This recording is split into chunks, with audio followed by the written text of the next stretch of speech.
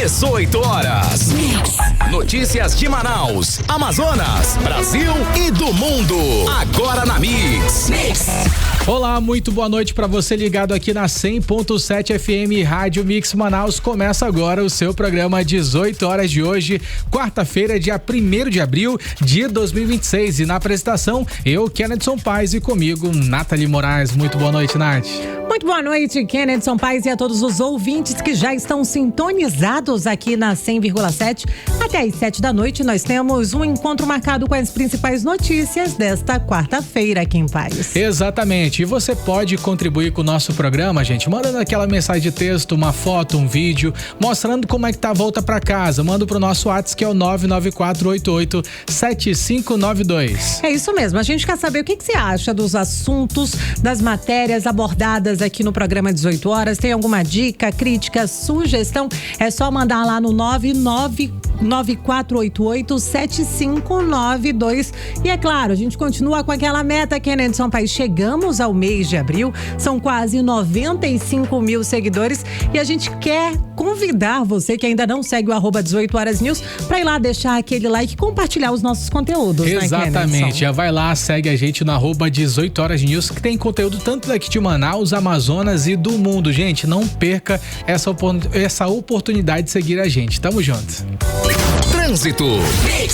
18 horas e 4 minutinhos. Vamos agora, Kennedson Paz, ao vivo com o repórter André Meirelles, que está nas ruas aqui da nossa capital. Saber como está a volta para casa, André Meirelles. Trânsito intenso nesse pré-feriadão? Muito boa noite para você, Nathalie, Kennedson, a todos os ouvintes que nos acompanham. A gente já começa atualizando o acidente de trânsito na Avenida Desembargador João Machado, ali no bairro Alvorada, zona centro-oeste da capital amazonense, entre aí dois motociclistas, né, que um acabou ficando ferido. O SAMU já foi acionado para socorrer e, claro, no local o trânsito fica daquele jeito, né, fica um trânsito comprometido. Agora, a gente tem informações também da Avenida Constantino Neri, no sentido centro-bairro, que está ali bastante carregada. Muitos veículos pela via, provocando congestionamento ao longo da via. Na Avenida Djalma Batista a situação não é diferente. O trânsito é pesado e concorrido, com pontos de lentidão. Na Alameda Cosme Ferreira segue o trânsito congestionado também, o trecho mais crítico ali nas proximidades da Feira do Coroado, com muitos veículos na via e, claro, um deslocamento lento. E pela Avenida Efigênio Salles, o trânsito está concorrido, principalmente ali próximo ao Açaí Supermercado, com pontos de retenção. E também chove em alguns pontos aqui da capital amazonense, que acaba contribuindo ainda mais para esse trânsito carregado aqui na capital amazonense. Volto com vocês. Mix. Vamos aos destaques de hoje. Mais uma denúncia da saúde no Amazonas. Uma jovem deu à luz na recepção da maternidade na Ziradal após horas de espera por atendimento. O presidente Lula deve cumprir a agenda no Amazonas neste mês de abril, com visitas a obras como a BR-319. Professores protestam em frente à sede do governo, cobrando database e cobram resposta da gestão Wilson Lima. E na entrevista de hoje conversaremos com o novo prefeito de Manaus, Renato Júnior, sobre os desafios, obras, moradias e os primeiros passos da gestão. Esse e outros assuntos você confere agora no nosso programa 18 horas de hoje, quarta-feira, dia 1º de abril de 2026. Você está ouvindo 18 horas. Kennedson Paz, dia 1º de abril, dia da mentira. E a minha mãe costumava dizer muitas vezes: Nath, mentira tem perna curta. Mas hoje a gente pode dizer assim que a regra muda um pouquinho. Afinal de contas, no dia da mentira, algumas brincadeirinhas, algumas pegadinhas são liberadas e tomaram conta ao longo do dia de hoje nas redes sociais, né, Kennedson? É verdade, várias pessoas dizendo que já iam sair fora do trabalho, se despedindo ali, fazendo maior coisa, né? Até meu amigo Bispo Rodrigues tava com essa arrumação, olha, postando, dizendo que tava saindo de lá de onde ele tava trabalhando. E as pessoas acabaram realmente acreditando que fosse verdade. Mas tem que ter cuidado com essas brincadeiras, exatamente, né, vai que o chefe confirma a possibilidade, né, gente? Mas é necessário ter muito cuidado, porque em tempos de informação rápida, gente, ali nas redes sociais, o que começa com uma brincadeira pode virar uma fake news e causar causar a maior confusão e até prejuízo, gente. E até onde é que vai o limite entre a diversão e a responsabilidade, Nathalie? Quem explica pra gente aí é a Vanessa Lima. Vanessa, como é que a gente pode aproveitar esse dia 1º de abril, esse dia da mentira, né? Aproveitar a data sem espalhar desinformação. Boa noite a todos. E aí, gente, vocês já contaram umas mentirinhas por aí? Pois é, essa tradição que nasceu lá atrás como uma simples brincadeira, agora traz uma preocupação bastante real. Como entrar no clima do 1º de abril sem passar dos limites e acabar espalhando desinformação?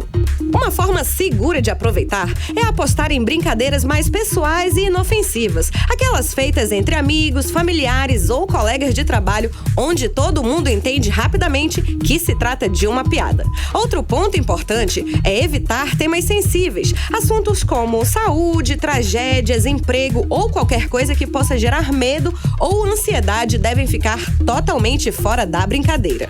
O sociólogo Luiz Carlos Gonçalves traz uma reflexão bem interessante. Em um momento onde notícias circulam em segundos, principalmente nas redes sociais, precisamos ter cuidado com mentiras repetidas muitas vezes que podem facilmente virar confusão ou até causar prejuízo. Vamos ouvi-lo.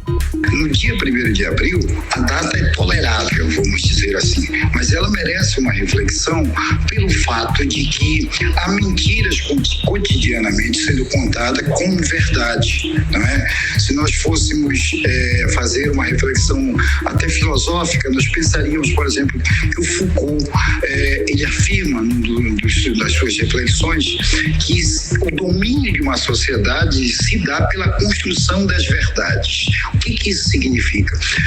Verdade e validade não são a mesma coisa. Então você pode colocar uma mentira, reforçá-la e ela vira verdade para um certo domínio de algo. E naquilo que a sociedade vive hoje, ela vive mantendo determinados status sociais à base de algumas mentiras. E isso nós temos que condenar, porque isso é grave, isso distorce a realidade em benefício de algumas elites, de alguns grupos sociais. Então a chave tá no bom senso, né, gente? A ideia é manter o espírito leve da data e nunca causar preocupação e sim risadas. Agora, vocês sabem como começou essa tradição do 1º de abril?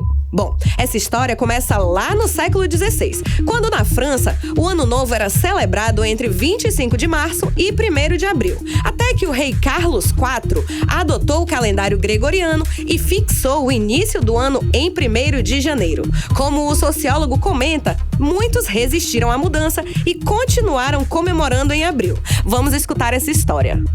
Muitas pessoas ou se recusaram a aceitar que o 1º de janeiro seria o Ano Novo e outras não tinham conhecimento dessa mudança do calendário. Essas pessoas que continuaram comemorando acabavam levando uma troça aqui, outra ali, sendo convidados no dia 1º de abril, olha, vai lá na minha casa pra gente celebrar o Ano Novo, ou seja, convites falsos com uma forma de brincadeira. Aqui no Brasil, tudo começou no século XIX, quando um jornal publicou a falsa notícia da morte de Dom Pedro I. Com isso, a tradição de pregar peças no dia 1º de abril ficou de vez por aqui. Hoje, inclusive, empresas e veículos de comunicação participam da data, mas com estratégias bem pensadas, geralmente criando conteúdos criativos, absurdos ou claramente fictícios, justamente para não confundir o público. No fim das contas, dá para curtir o 1º de abril do jeito que ele foi pensado lá atrás, com leveza, criatividade e boas risadas.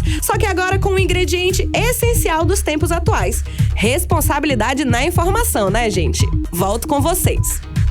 Você está ouvindo 18 horas. 18 horas e 12 minutinhos, Kennedson Paes e ouvintes. A gente traz agora um caso que não é apenas uma denúncia, Kennedson, é um fato real que escancara a situação de colapso em que se encontra mais uma vez a saúde aqui no Amazonas. Exatamente, Nathalie Moraes. Uma jovem de apenas 18 anos, gente, chegou à maternidade Nazira Down, em Manaus, já em trabalho de parto, relatando dores e dizendo que o bebê já estava nascendo. Mas mesmo assim, Kennedson Paes, segundo informações repassadas pela família dessa jovem, que tem aí apenas 18 anos, ela não recebeu o atendimento imediato imediato e nem sequer uma maca foi disponibilizada para aquela mãe que estava ali em trabalho de parto pudesse esperar o seu bebê com o mínimo de conforto possível, porque eles informaram que não existia estrutura no local para abrigar, para que aquela mãe, né, ali que estava em trabalho de parto, poder ter o seu bebê com o mínimo de dignidade. E esse vídeo a gente até compartilhou através do nosso @18horasnews. Você que tem acesso à nossa página também vai poder visualizar o momento em que essa jovem, infelizmente, estava sofrendo ali naquela situação terrível, onde uma mãe não teve o mínimo, gente, de atendimento digno para esse momento que deveria ser um momento tão especial. E aí o que aconteceu? O parto, ele aconteceu ali mesmo, gente, antes de qualquer atendimento adequado. Uma situação que choca, que revolta e com certeza levanta questionamentos importantes. Exatamente, Kennedson. Essa mulher, ela acabou parindo, né? Tendo aquele bebê ali numa cadeira de rodas. E quando um caso como esse acontece, a gente não fala somente de falta de estrutura. É falta de atenção, é falta de prioridade, é um sinal de alerta para todos nós que vivemos aqui no Amazonas. A repórter Odineia Araújo tem mais detalhes pra gente. Odineia, conta pra gente quando o parto acontece antes mesmo do atendimento. O que isso revela sobre o sistema? Exatamente isso, e foi abandonada que se sentiu Ana Clara, de 18 anos, ao chegar à maternidade Naziradal, em Manaus. Ela acabou tendo o bebê na recepção da maternidade pública do estado e não por escolha, mas por falta de atendimento adequado. Ana Clara chegou à maternidade Dona Naziradal com fortes dores e já perdendo líquido. A família avisou, o bebê estava vindo. Mesmo assim, ela ficou esperando em pé. Minutos depois, o que era urgência virou cena de descaso. A jovem avisou que a cabeça do bebê já estava saindo e, ao invés de maca, trouxeram uma cadeira de rodas. Mas foi tarde demais. O parto aconteceu ali mesmo, na recepção, diante de outras pessoas que aguardavam atendimento. A denúncia da família é clara: negligência. Faltou rapidez, faltou cuidado e, principalmente, faltou dignidade, segundo Célia Souza, sogra de Ana Clara. Foi isso que aconteceu. Eu levei ela daqui de casa, né? Aí chegando lá, eu dei o nome dela e fiquei aguardando. Só que ela tava com muitas dores, né? Aí eu perguntei se iam demorar a atender ela, né? Aí foi quando ela colocou a mão nas partes íntimas dela e falou que estava sentindo a cabeça do neném saindo. Tinha uma maca lá, né? Poderia ter colocado ela lá, porque ela ela poderia ficar em pé, né? Pra ajudar ela. E realmente ela teve na cadeira, né? E eu pensei que até que o neném ia cair, né? Na hora que ela tava tendo lá, né? Eu fiquei preocupada, né? Só que depois falaram que não podia gravar, mas já tinha gravado já. E eu mandei pro grupo da família. Foi quando a minha filha se ficou revoltada, né? Com essa situação. E a minha preocupação mais era com a minha nora, né? Assim, né? Mas graças a Deus agora ela tá lá na sala, só aguardando a alta, né? Dela. Depois do parto, a situação piorou. Ana Clara foi colocada em uma maca sem lençol, em um ambiente sem climatização e só resolveram após cobranças. Enquanto isso, o governo do Amazonas segue repetindo discursos de investimentos milionários na saúde, mas na prática o que se viu foi uma mulher parindo em público, sem estrutura, sem respeito e exposta ao risco. A direção da maternidade afirma que o atendimento foi imediato, mas as imagens e os relatos contam outra história, uma história que escancara o caos silencioso nas unidades de saúde aqui da capital. Volto com vocês. Você está ouvindo 18 horas. Um acidente envolvendo duas carretas paralisou o trânsito na BR-174 na manhã de hoje, no trecho do quilômetro 1010, entre Manaus e Boa Vista. As carretas, elas ficaram tombadas no pico de uma ladeira bem próximo à comunidade Jardim Floresta. E esse trecho, Kennedson, pais e ouvintes, vem trazendo alguns problemas e não é de hoje. A gente pode dizer assim que é um trecho trecho que já é bastante conhecido por causar, né, acabar ocasionando ali alguns acidentes. E até o momento não há informações sobre os feridos. André Meirelles tem informações de como está a situação por lá agora. Mais uma vez, boa noite para você, André Meirelles. As carretas, elas já foram retiradas de lá do local? E qual a orientação repassada aí pela Polícia Rodoviária Federal para quem pretende passar pelo local nesse feriadão? Mais uma vez, muito boa noite, Nathalie, Kennedy, são todos que nos acompanham aqui na 100.7, a BR-174, aí nesse trecho já está parcialmente liberada depois aí do tombamento dessa carreta.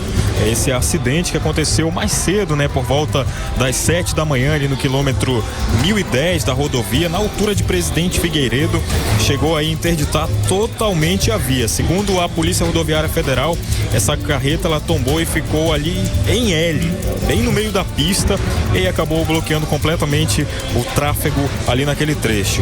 Mas a boa notícia é que o veículo já foi destombado e a rodovia já foi parcialmente aí liberada. E nesse momento o trânsito já flui, mas ainda de forma parcial. Então o motorista ele precisa redobrar a atenção e ao passar ali pelo local. As equipes da Polícia Rodoviária Federal estiveram ali no local desde o início da ocorrência, organizando o tráfego e também acompanhando a remoção do veículo. E apesar do susto, não houve registros de feridos. Então a orientação segue aí. Para quem vai seguir viagem entre Manaus e Boa Vista, é ter aí paciência, respeitar a sinalização, porque o trecho ainda exige cuidado. Volto com vocês. Muito obrigado, André Meirelles. Agora 18h20. Você está ouvindo 18 horas. O Ministério da Educação divulgou que o programa Pé de Meia já alcança mais de 198 mil estudantes aqui no Amazonas, atingindo mais de 68% dos alunos do ensino médio, um índice, inclusive, Kennedy Paes e ouvintes, bem acima da média nacional. Os números também mostram queda na evasão escolar em todo o país, além de redução na reprovação e na distorção entre idade e série, ou seja, mais alunos estão permanecendo na escola, Nathalie. Mas aí entra um contraponto, a gente pode dizer assim, Kennedy, que acende um alerta para todos nós. Mesmo com esse alcance, com mais estudantes presentes na sala de aula, o Amazonas segue entre os últimos colocados no Exame Nacional do Ensino Médio, o famoso Enem. Isso levanta uma questão importante, né? Não basta apenas manter o aluno dentro da sala de aula, na escola, é preciso com certeza garantir qualidade do ensino e resultado na aprendizagem. No fim das contas, Kennedy Paes e ouvintes, o desafio continua sendo o mesmo. Como transformar a presença desses alunos em desempenho e evitar que o aluno esteja ali na escola sem aprender o que realmente é necessário. 18 horas. Agora, Nathalie Moraes, conta aqui pra gente que tá acompanhando 18 horas de hoje. Tu é do time do peixe assado ou tu gosta daquela caldeirada caprichada? Hoje que tá friozinho, dá pra tomar aquela caldeirada boa, ou até mesmo aquele nosso jaraquizinho frito, né? Uma delícia, pacuzinho frito. Deu até água na boca aqui, gente. Eu acho que eu fico no meio termo, Kennedy Paes. Eu adoro um escabeche, que é aquele peixinho que é frito e depois ele tem chique, um molho, né? Eu adoro. Mas é que falando dessa situação de peixe, a gente está na Semana Santa, Kennedy Paes, onde muita gente realmente acaba consumindo pescado. Peixe aqui na nossa região é todo dia, né? Só que inclusive hoje, Kennedy Paes, o André Meirelles já até está por lá. Começou o feirão do pescado aqui em Manaus e a movimentação promete até ao longo aí dos próximos dias. A expectativa é que sejam vendidas mais de 90 toneladas de peixes, né? E aí, Kennedy Paes, o André Meirelles vai contar pra gente, pra todos os ouvintes, como é que está o clima por lá, André Meirelles. A feira tá pra acabar, como diz o caboclo, né? Termina hoje às 7 da noite, mas tem programação ao longo dos próximos dias. O preço tá melhorzinho por aí? Conta pra gente, André, mais uma vez, boa noite.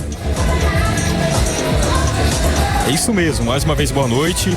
E essas 90 toneladas de peixes, que é a expectativa aí de venda, são preços mais baratos. Inclusive a gente está aqui ao vivo, tá tocando uma toadinha aqui. Essa ação, ela está acontecendo, começou hoje na verdade, segue até 7 da noite, então ainda dá tempo de você vir aqui no local E também vai seguir amanhã, vai seguir sexta-feira para você que vai aproveitar essa Semana Santa para garantir, claro, peixe, né, na mesa do amazonense. Ao todo, então, são 60 piscicultores que estão participando, trazendo então uma grande variedade de produtos com destaques para espécies como tambaqui, matrinchã e pirarucu, que dá para fazer, né, aquele assadão, aquele cozidão.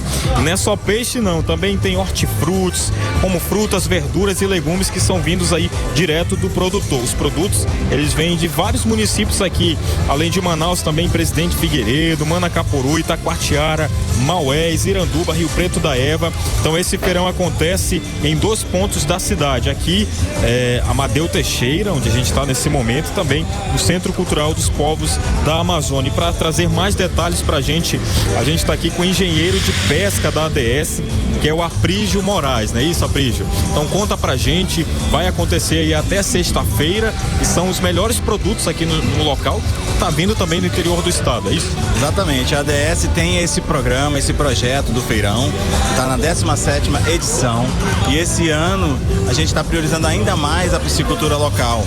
Mas logicamente a ADS ela trabalha com o produtor regional, produtor da agricultura familiar. Então ela promove feiras de produtos regionais. E a gente está agora fazendo um movimento híbrido nesse período de feirão de pescado, onde tem uma procura muito intensa pelo pescado, pela Semana Santa, mas também não esquecendo dos hortifrutis, que a gente trabalha ao longo do ano. Então a gente uniu o útil ao agradável. Então a Feira da ADS, que acontece hoje, amanhã, até às 19 horas e na sexta-feira até às 13 horas, ela oferece tudo isso, ainda e muito mais, né? Oferece também vários cortes, vários peixes, várias espécies. Então eu tenho certeza que quem vier aqui vai encontrar aquilo que procura para a Semana Santa ser especial para sua família.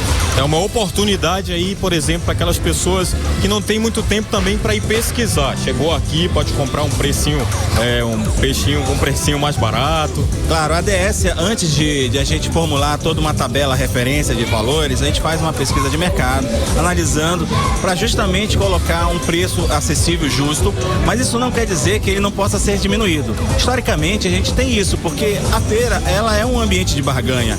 E a gente avisa até nossos piscicultores que estão trabalhando aqui, que a gente chama todos os clientes para virem aqui barganhar mesmo. Diminui esse preço, eu vou levar tanto. E a gente está vendo que isso acontece. E essa relação é muito saudável em feira. E a gente estimula muito isso. Então a praticidade é um ponto importante da gente destacar. Além de ele pegar a espécie, o tamanho ou a forma, ele pode escolher também de que forma ele vai produzir. Nós temos aqui uma área de beneficiamento do pescado, que o pessoal reconhece como a retirada de espinhas, mas não só isso, pode sair o peixe ticado, tratado, sem pele, do jeito que o cliente quiser. Ok, muito obrigado, né? A gente falou agora com o Aprígio Moraes, que é um engenheiro de pesca aqui da feira da ADS. A gente vai andar um pouquinho aqui só rapidinho para falar aqui com o vendedor. Qual é o seu nome? Felipe. E aí, Felipe, qual a expectativa das vendas aí?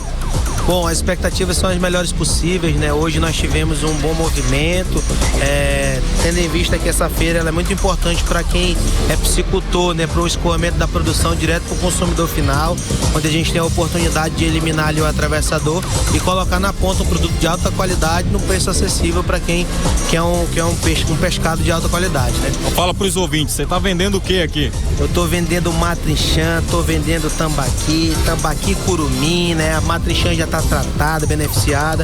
E o tambaqui aqui de 4 quilos, 5 quilos, 4,5 kg, sabe? Um peixe de alta qualidade, tirado ontem, peixe novinho. Peixe novo aqui com a gente, meu irmão. Vem embora pra cá. Agora sim, se eu quiser um peixe sem espinha, tem? Tem com espinha.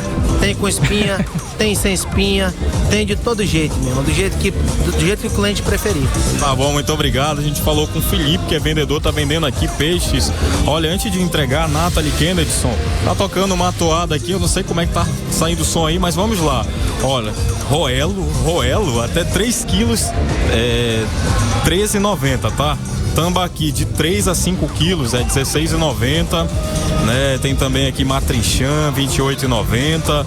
Pirarucu fresco do tipo carcaça, R$7,99. Ou seja, tem aqui uma lista completa, né? Não dá pra falar, só passar a noite todinha, mas realmente tá com um preço bem acessível aqui no local. Então corre pra cá, tá um cheirinho bom de peixe pra quem gosta, então tá uma delícia aqui esse cheiro de peixe.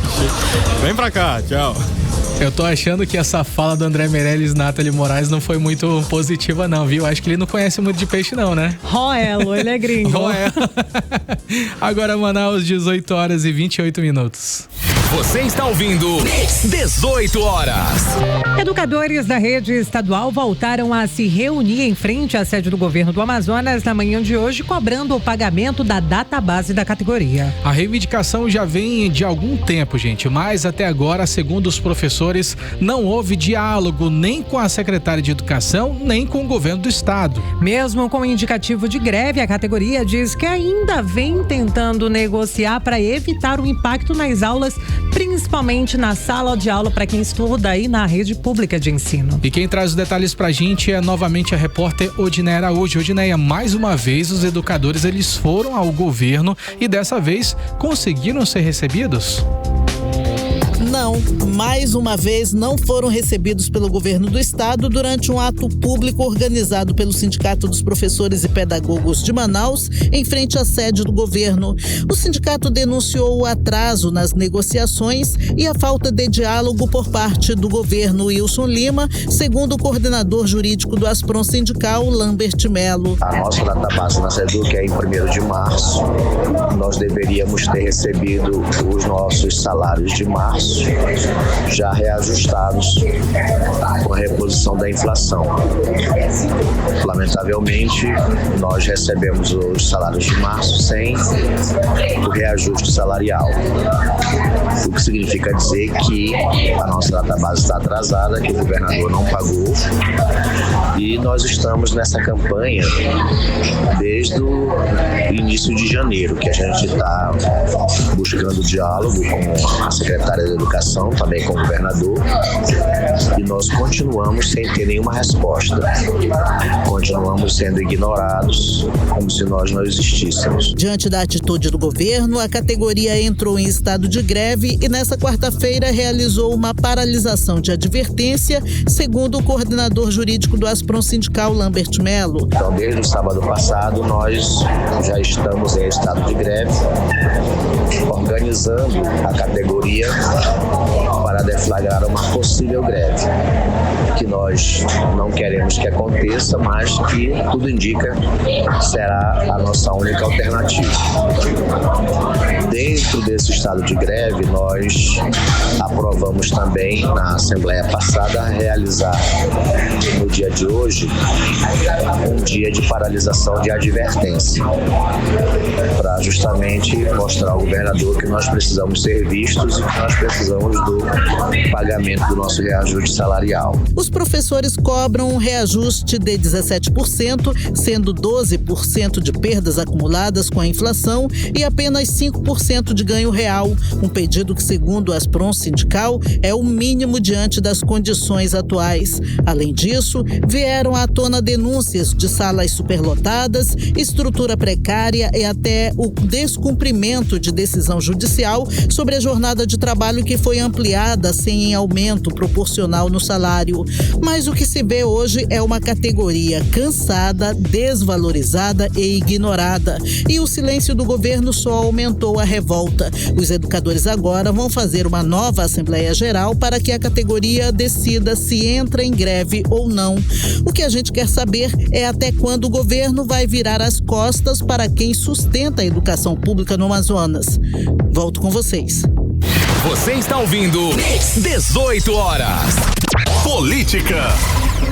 E vamos agora de quadro de política com Nathalie Moraes e comigo, Kennedson Paes. Nathalie, muito boa noite novamente para você.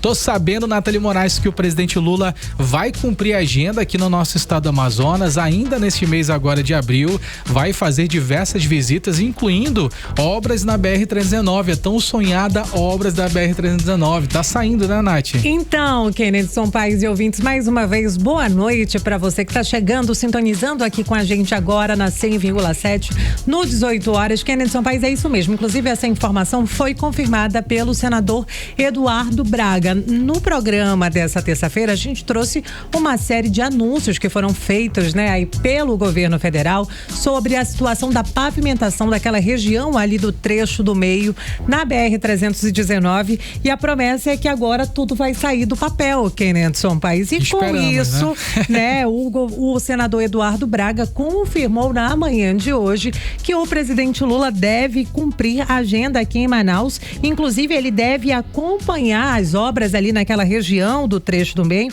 E também, Kennedy Sampaio, junto com o DENIT, ele deve vir até o porto da Manaus Moderna para, enfim, dar o pontapé inicial nas obras ali na região da orla aqui da nossa capital, que a gente sabe que é uma obra que a gente também espera há bastante tempo, a gente pode dizer assim. Inclusive, Kennedy Sampaio, em uma publicação nas redes sociais, o senador Eduardo Braga confirmou, né, que a previsão de chegada do presidente Lula a Manaus é na primeira quinzena agora do mês de abril. Além, né, dessa situação de ida à BR-319 e o pontapé inicial para a construção do porto ali na região da Manaus Moderna, o Lula também deve inaugurar as pontes ali na região do Rio Curuçá e Altais Mirim, além de visitar o canteiro de obras da ponte sobre o rio Igapó-Açu. O presidente Lula também deve fazer a entrega, Kennedy Sampaio, do residencial construído ali naquela região do Parque das Tribos, né? Ali da Minha Casa Minha Vida, tem muitas famílias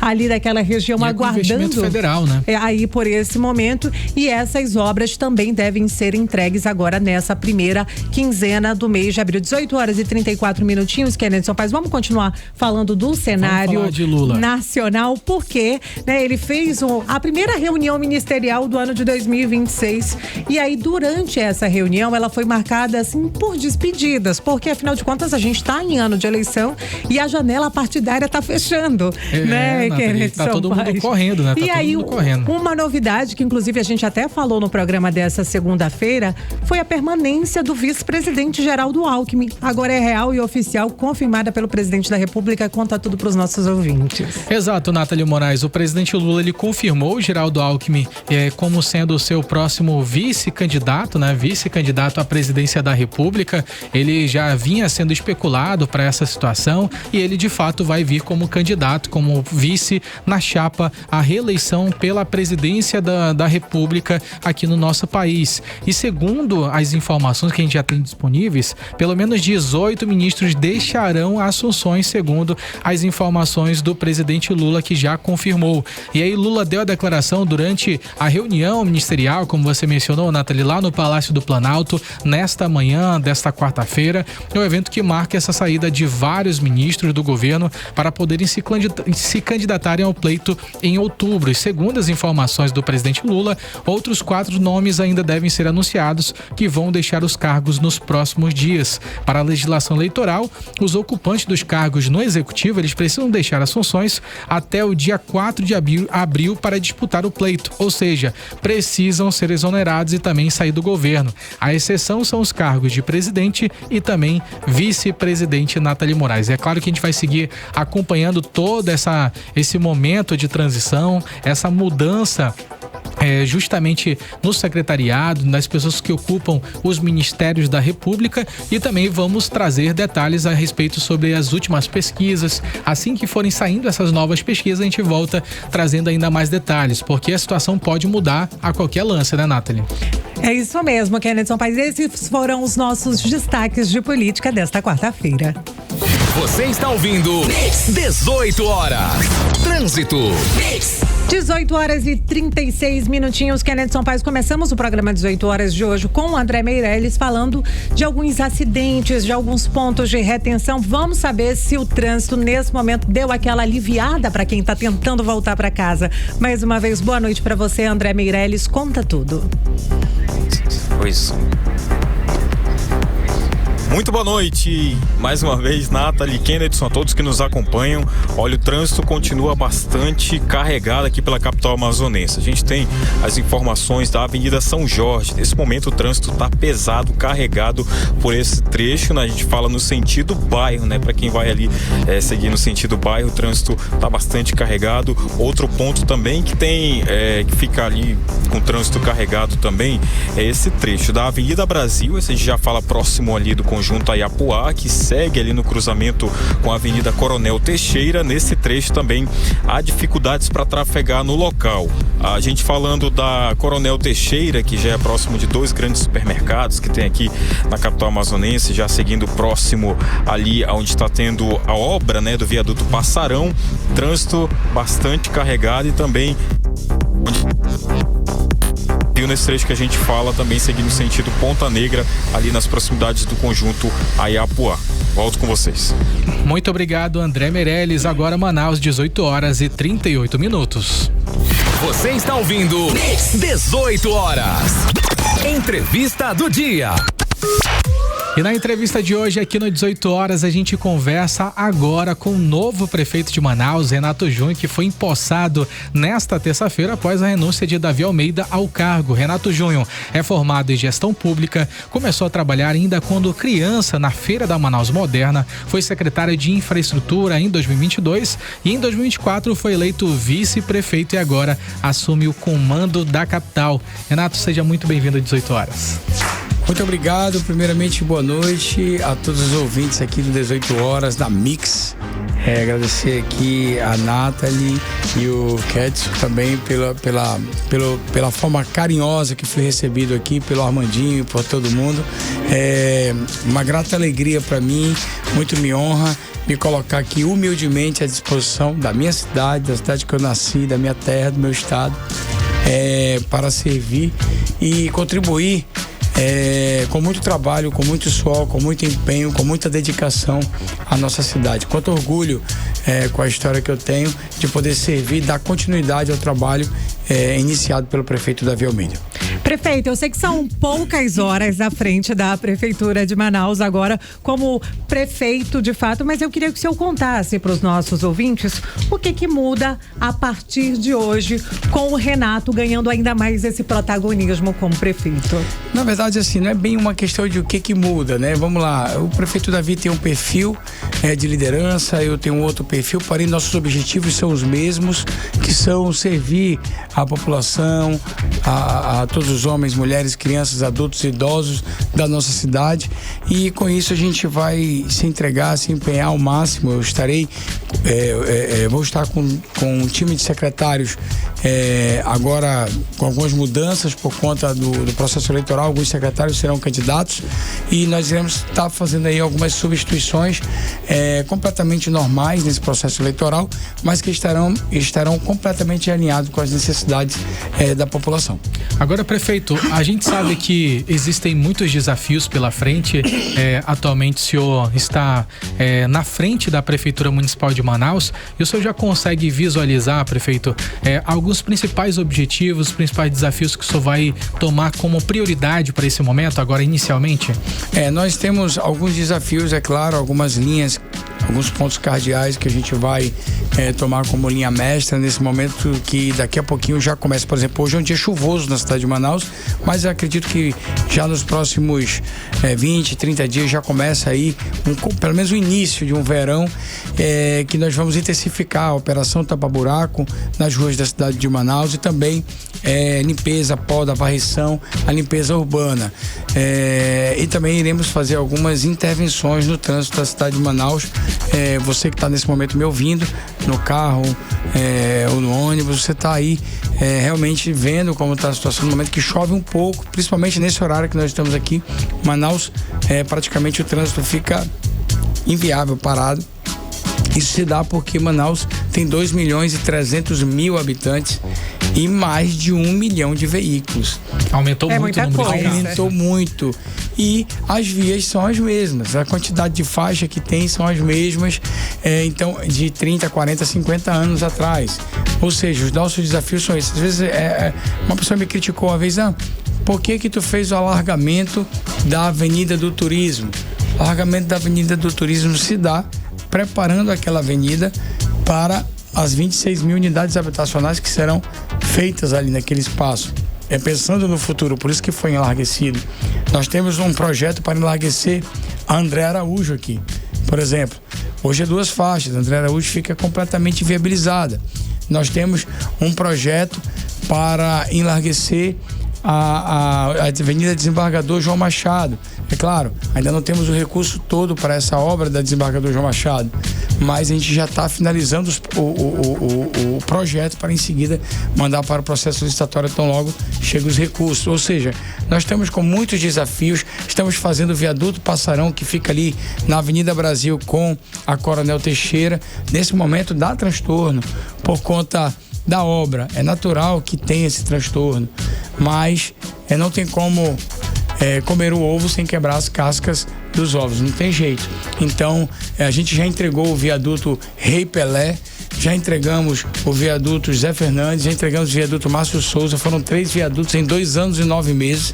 É justamente o tempo que eu tenho pela frente de mandato. Eu tenho 2 anos e 9 meses e quero sim entregar esse viaduto e também dar ordem de serviço em outras intervenções viárias na cidade de Manaus.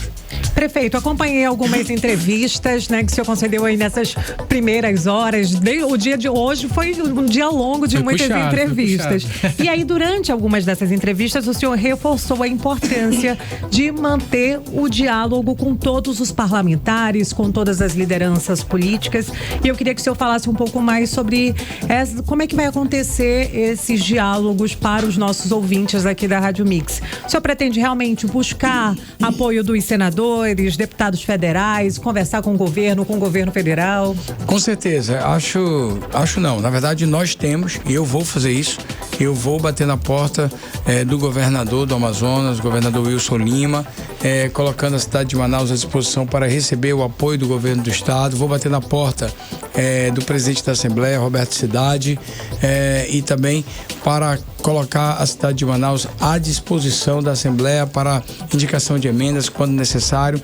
É claro que cada deputado destina a emenda para onde quer e de acordo com o projeto de cada deputado, e a gente respeita isso, mas é claro, fazer uma visita de cortesia ao governador do Amazonas, Wilson Lima, ao presidente da Assembleia, Roberto Cidade. Também farei uma visita institucional ao presidente da Câmara, Davi Reis, e ao presidente Lula. Se a porta estiver aberta, eu vou estar lá também. Eu acho que os problemas da cidade de Manaus não permitem que nesse momento Manaus esteja desassistida de qualquer um. Tipo, eu vou lá bater na porta, independente. Né? Nossos problemas são maiores do que as siglas partidárias. Nesse momento o trânsito de Manaus está intenso, então é necessário novos viadutos, novas intervenções, é necessário recursos para a nossa cidade, e os problemas da nossa cidade precisam receber soluções. E para isso nós temos que bater sim na porta de todos eles, e é claro, fica a cargo de cada um deles dar a mão, estender a mão à cidade de Manaus, ou não, ou pedir um pouco de tempo. Faz parte do processo de cada um. Eu não posso aqui cuidar da unidade orçamentária de cada um desses entes, mas Manaus é uma cidade que arrecada muito recurso, tanto para o governo federal como para o governo estadual, e o que a gente quer é só mesmo pedir essa atenção à cidade de Manaus, mas com muito respeito, com muito diálogo, conversando. Eu tenho uma ótima relação com o governador Wilson Lima, tenho uma relação também com o presidente da Assembleia, Roberto Cidade, e com vários deputados, independente das questões políticas, dos lados ideológicos e também dos posicionamentos de grupos partidários. Eu acho que nós não podemos colocar os problemas. O povo de Manaus, a população de Manaus não pode estar abaixo das questões políticas. Pelo contrário, as necessidades da nossa gente têm que estar acima das questões partidárias. A população, ela é o patrão, e nós somos os funcionários. Quando eu falo nós, é o prefeito de Manaus, Renato Júnior. Quando eu falo nós, é o governador. Quando eu falo nós, é o presidente da Assembleia. Quando eu falo nós, é todos os deputados e todos os vereadores. Vale ressaltar que todos os deputados, todos os vereadores, o governador, o prefeito, todos recebemos salário pago pelo povo. A gente recebe um salário por mês. Todos os vereadores recebem, tanto de situação quanto de oposição. E aí a gente está aqui para realmente resolver, abrir as portas da prefeitura com muito diálogo, com muita conversa. Eu escuto a situação, também escuto a oposição com muita tranquilidade. Eu escuto a oposição. A oposição é respeitosa, aquela que é feita para melhorar a vida das pessoas. Essa oposição, eu estou de portas abertas para ouvir, para melhorar, e até, se eu estiver errando, para ajustar aquilo que eu tiver porventura errando. Então assim, a gente está pronto para ouvir todo mundo, dialogar pelo bem da cidade de Manaus. É isso que eu estou me dispondo. Agora, claro, hoje em dia na rede social virou uma malandragem, descobriram uma malandragem de fazer brincadeira na rede social, palavras de baixo calão, diminuindo a nossa população. E aí, eu tô aqui para trabalhar, eu não tô aqui para ser herói de galeroso, eu tô aqui realmente para dar resultados com muito trabalho. Eu tenho uma origem muito humilde, muito honrada, dentro de feiras e mercados. Eu aprendi na minha família, aprendi na minha casa, aprendi com os feirantes, aprendi com a categoria da onde eu venho, que com trabalho e respeito para com as pessoas, a gente avança e a gente cresce, a gente se desenvolve. Um pai e uma mãe não cria um filho ou uma filha para dizer, olha para ali, para aquele influencer de rede social, olha, eu quero meu filho falando igual ele, vestido igual ele, fazendo igual ele. Não, a gente quer aqui uma geração completamente diferente disso. A gente quer uma geração que trabalhe na construção da cidade, na construção da família, na construção daquilo que nós realmente acreditamos para o nosso povo. Agora, prefeito, sem dúvidas é inevitável a gente continuar falando um pouco sobre esse assunto, porque hoje existe uma oposição, prefeito, que acaba pesando a mão em algumas vezes. Eu queria que o senhor falasse pra gente como é que o senhor considera essa relação com a oposição, porque o senhor hoje ocupa um cargo de maior chefia do nosso município. E como é que o senhor lida com essas questões de críticas, como é que o senhor lida com essas questões de opiniões que são às vezes complexas de receber nas redes sociais? Como é que o senhor avalia essa situação em relação à sua atual gestão? Então, eu encaro isso com muita tranquilidade. Imagina, a beleza da democracia é isso. É justamente você ver que tem pessoas que pensam diferente de você e você respeitar a opinião delas.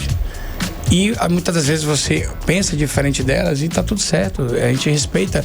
Eu sou uma pessoa que respeita as pessoas. Então, quando eu respeito as pessoas, eu estou dizendo que a opinião dela, muito embora eu concorde ou não, eu vou estar respeitando. Faz parte de mim. É o meu jeito. Agora, claro, eu respeito a oposição que respeita as pessoas. A oposição que usa de palavras de baixo galão, de baixaria, de coisas que realmente você pode ver que todos, no Brasil todo, é um movimento no Brasil. Né? Tem pessoas que fazem oposição, vou te dar um exemplo aqui com toda tranquilidade. Existe o presidente Lula e existe uma oposição feita pelo Nicolas. Olha só a oposição que o Nicolas faz ao presidente Lula. Então você vê que há um nível de intelectualidade, de qualidade, você consegue ver que no Nicolas tem um pouco das bandeiras que ele carrega. Eu não estou aqui fazendo defesa ao Nicolas, tá? Estou aqui só fazendo uma comparação. Quando você vai para o outro extremo, você tem ali a oposição, por exemplo, da família Bolsonaro. Você vê que tem pessoas na esquerda que fazem oposição à família Bolsonaro, mas com equilíbrio, com sensatez, sabe, em cima disso. Só que para dar like, infelizmente, em alguns lugares é necessário fazer baixaria, comédia, brincadeira, muitas das vezes brincadeira com aquilo que nós chamamos de tristeza das pessoas. Nós sabemos que uma cidade como Manaus tem problemas de 30, 40, 50 anos. Nós sabemos que não tem como resolver todos os problemas de uma vez. Nós sabemos que temos lutas, por exemplo, tem 48 feiras, nós já formamos 30, nós sabemos que faltam 18. Mas foram 40 anos de abandono de feira, que agora a gente fez 30, reformou 30, faltam 18. Nós sabemos que em Manaus tem 18 mil ruas, nós recapeamos 3.600 ruas. Mas nós sabemos que temos muitas ruas ainda a serem recapeadas e também recebendo tapa-buraco. Manaus, durante o período da chuva, sofre as piores chuvas que existem no Brasil. Semana passada, 161 milímetros de chuva em 2 horas. Chuva de uma semana. Todo, né? De um mês todo caiu em 2 horas. Então, olha só o tamanho desses desafios. Então, eu encaro com muita tranquilidade a oposição. Só que assim, eu faço uma métrica se eu devo responder ou não, porque eu entendo que aquilo é feito para um público. Que na verdade não é bem para um público, é feito com um objetivo: ganhar like e seguidor na rede social. Você vê que tem uma encenação, tem brincadeira, tem esse tipo de coisa. A minha vida, ela não é em cima de encenação, brincadeira, é em cima de trabalho. E assim, eu às vezes até agradeço quando acontece isso, porque muita gente vê na minha rede social, porque acabam tendo muita influência na rede social, né? Hoje em dia, as pessoas que trabalham muito todos os dias, pegam ônibus, todo dia vão pro seu trabalho, voltam para suas casas, elas trabalham duro.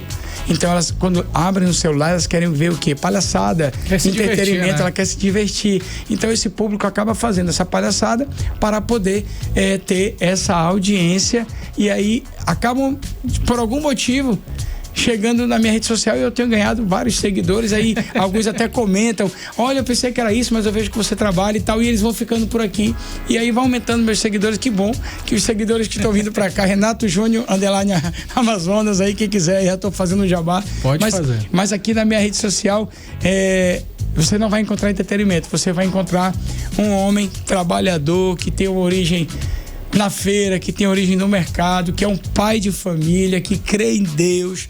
Você vai ver uma pessoa de verdade. Aqui eu não vou esconder minha mãe, minha mulher, minha filha, meu filho, não. Aqui a gente tem realmente uma história de verdade. A gente não atua, não. Prefeito, eu queria que o senhor falasse para os nossos ouvintes agora, com esse novo cargo, a rotina muda um pouquinho. O senhor começou falando aqui pra gente que já trabalhou como feirante, então já é acostumado a acordar muito cedo, né? Desde sempre. Mas o senhor chegou agora e está passando por um momento de mudanças, né? Alguns secretários acabaram deixando, a gente até falou agora há pouco sobre essa questão da janela partidária. Eu queria que o senhor explicasse para os nossos ouvintes o que muda na rotina e no novo secretariado da prefeitura. Como eu ainda há pouco falei, eu quero dar continuidade ao legado, ao trabalho do prefeito Davi. Eu quero continuar o dinamismo que ele começou. Tenho o meu perfil de gestão. Realmente vou imprimir um pouco de mim nessa gestão, como pessoa, aquela pessoa que realmente acorda cedo, que trabalha tarde, assim como o prefeito Davi já fazia também. Por isso que ele diz que um bom líder inspira a tropa.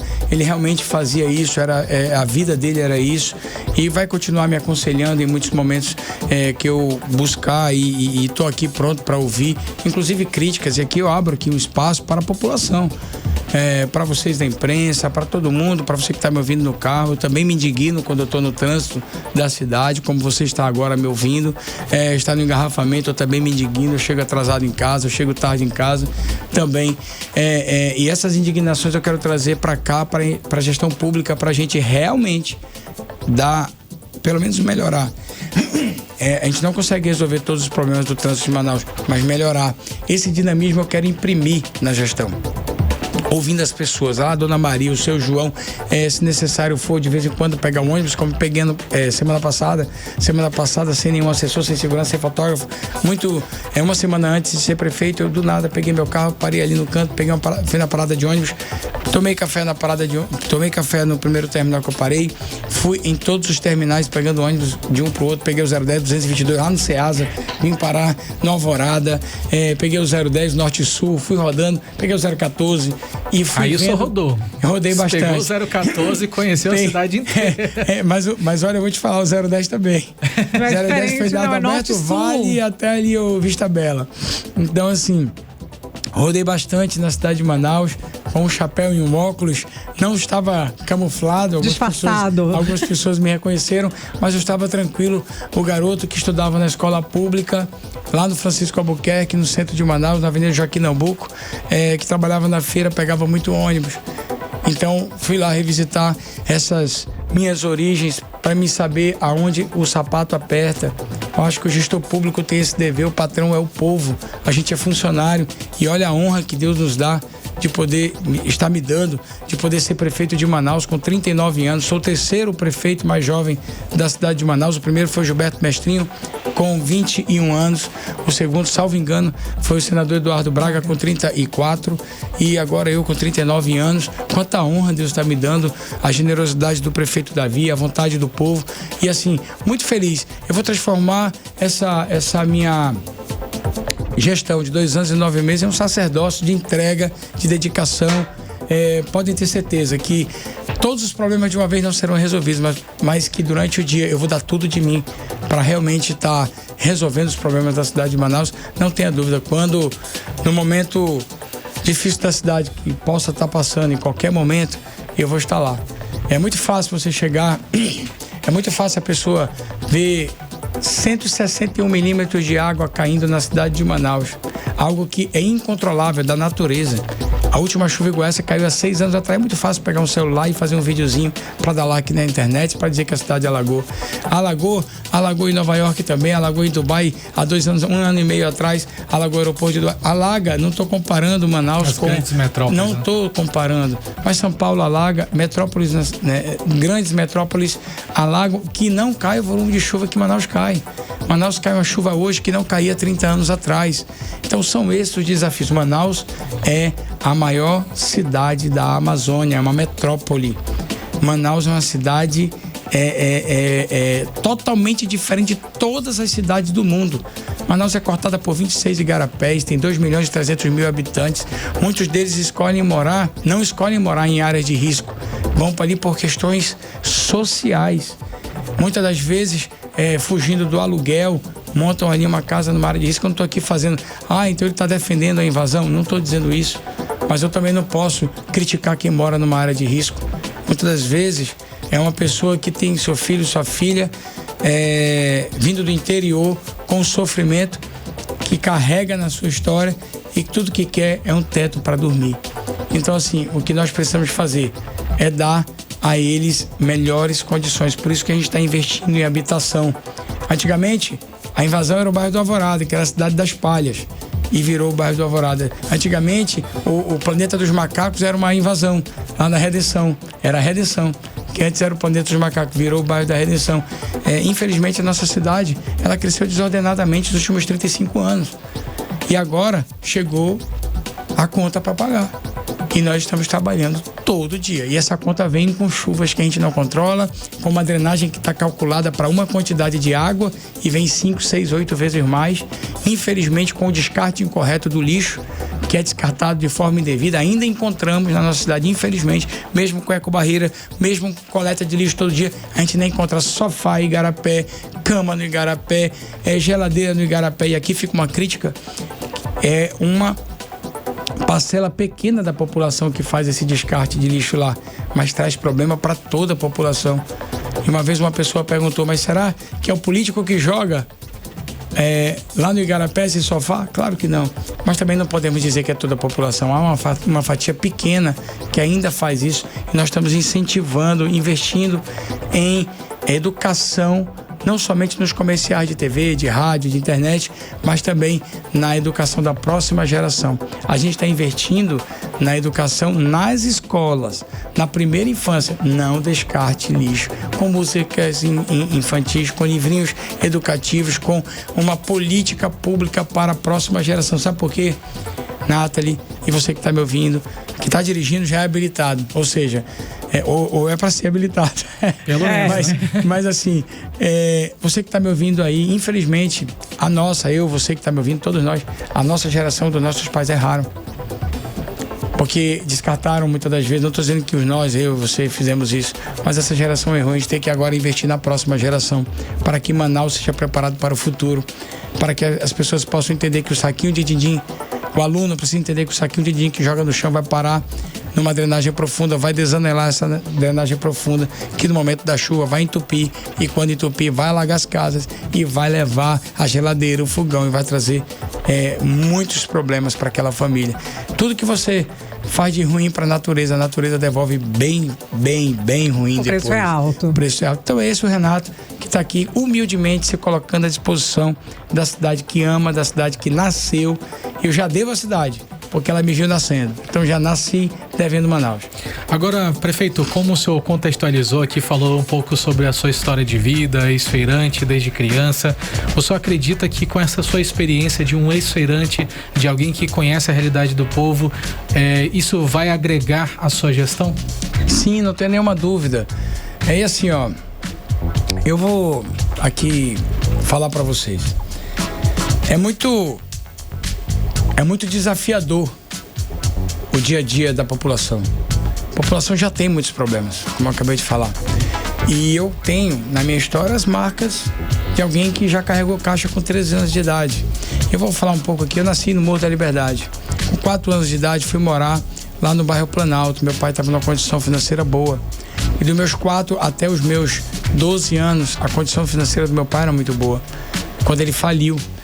E aí, com dificuldades financeiras, nós fomos para dentro da Feira Manaus Moderna trabalhar numa banca. Eu, meu pai, minha mãe e minhas irmãs. E eu tinha apenas 12, ia fazer 13 anos. E lá, meu pai, eu era carregador de caixas do meu pai na balsa do peixe, na balsa do boizão, e eu não tenho vergonha disso. Sabe por que eu não tenho vergonha? Porque eu não preciso esconder a minha história. Pelo contrário, eu tenho alegria e gratidão a Deus, porque foi nos momentos difíceis que Deus me forjou o homem que eu sou, para viver os desafios do dia a dia e realmente enfrentar como todo mundo tem que enfrentar, como todos nós enfrentamos as dificuldades do nosso dia a dia. E ali trabalhei até, meu pai faleceu, eu tinha 22 anos e trabalhei ali até meus 23 para 24 anos. E aí fui pro segmento, montei minha empresa de construção, comecei a fazer reformas pequenas e fui crescendo até pegar obras, me tornei empresário do ramo de construção, até que um dia o prefeito Davi me convidou para ser secretário de feiras, honrando a história do meu pai e do pai dele. O pai dele foi administrador de feiras e mercados e meu pai foi feirante junto comigo. Então, assim, a honra de poder voltar e fazer a primeira feira flutuante do Brasil, que eu pude fazer ali como secretário de feiras, depois como secretário de infraestrutura, ser o secretário que mais reformou feiras e mercados da história da cidade de Manaus. Isso me honra, eu faço parte desse time que realmente muda a vida das pessoas. Se eu não tivesse vivido tudo isso, será que teria isso acontecido? Se eu não passo no trânsito, os problemas do trânsito, será que eu teria encontrado as dificuldades que tem no trânsito? É muito simples falar dos problemas da cidade de Manaus, mas espera aí, é diferente quando tem alguém aqui do outro lado que viveu os problemas da cidade, que usou a UBS e sabe o que precisa dentro de uma UBS, que estudou na escola pública e sabe o que precisa de uma escola pública.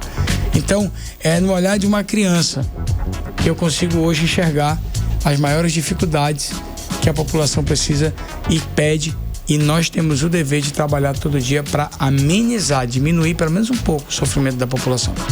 Muito obrigada, prefeito, né? Lhe agradeço pela oportunidade. Sei que foi um dia intenso aí, de muitas entrevistas. Um minutinho para suas considerações finais. Primeiramente, agradecer a Deus, agradecer ao prefeito Davi a generosidade e a coragem de renunciar a 2 anos e 9 meses de mandato. Agradecer aqui a Mix 18 horas, agradecer aqui o Armandinho pelo convite, pelo carinho que vocês sempre têm conosco e dizer que nós estamos à disposição da imprensa para ouvir, receber críticas com muita tranquilidade.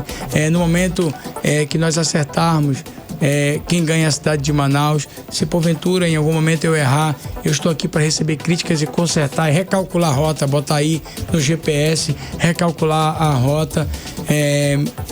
Saibam que vocês estão ouvindo um amazônida, um manauara apaixonado por essa terra, que gosta daqui, que vive aqui porque ama e sabe que nós temos muitos irmãos aqui querendo uma oportunidade de ter dias melhores. E eu só posso finalizar falando isso. Apesar de hoje ser um dia desafiador, mas parece mentira, mas o filho do feirante virou prefeito de Manaus. Isso muito se dá como representação popular. Isso é o povo chegando nos mais altos postos da sociedade. E assim, para fazer justiça social, mas para também ouvir o gerador de emprego, que é um empresário, também ouvir o empresário do centro, que gera emprego, mas também lá no centro ouvir o camelô, o feirante. É isso que eu quero oferecer para a cidade de Manaus. Alguém que ouve todo mundo, ouve o católico, mas também ouve o evangélico. E ouvir todo mundo. É desse jeito que a política que o Renato Júnior quer fazer vai ser feita todo dia, ouvindo as pessoas. Muito obrigado. E aqui, humildemente, meu nome é Renato Júnior, prefeito de Manaus, e me coloco humildemente como seu funcionário. Muito obrigada, prefeito. 19 horas já e 6 minutinhos. Vamos agora direto para o Editorial 18 horas. Editorial 18 horas. Uma jovem de apenas 18 anos deu à luz na recepção da maternidade pública. Não foi numa sala equipada, não foi com dignidade, foi numa cadeira de rodas, com dor, com desespero, com improviso. O nome dela é Ana Clara e o que aconteceu na maternidade Dona Nazira Dal não é um caso isolado, virou rotina. É o retrato escancarado de um sistema de saúde colapsado. Enquanto isso, o que temos é só propaganda enganosa. Mas a realidade é gente parindo na recepção. É fila, é superlotação, é falta de estrutura, é falta de humanidade. São centenas e centenas de profissionais com salários atrasados. É o caos instalados no sistema de saúde da capital e no interior. E aí fica a pergunta que não quer calar. Até quando? Até quando o amazonense vai ser tratado como número? Até quando a saúde pública vai funcionar no improviso? Porque quando uma mulher dá à luz sem atendimento, não é uma falha, é crime. 18 horas. Kennedson Paes, muito boa noite pra você e até amanhã. Boa noite, Nathalie Moraes. Não esqueçam de seguir a gente nas redes sociais no @18horasnews. Até amanhã. Você ouviu 18 horas. As notícias do Brasil e do mundo. De volta amanhã.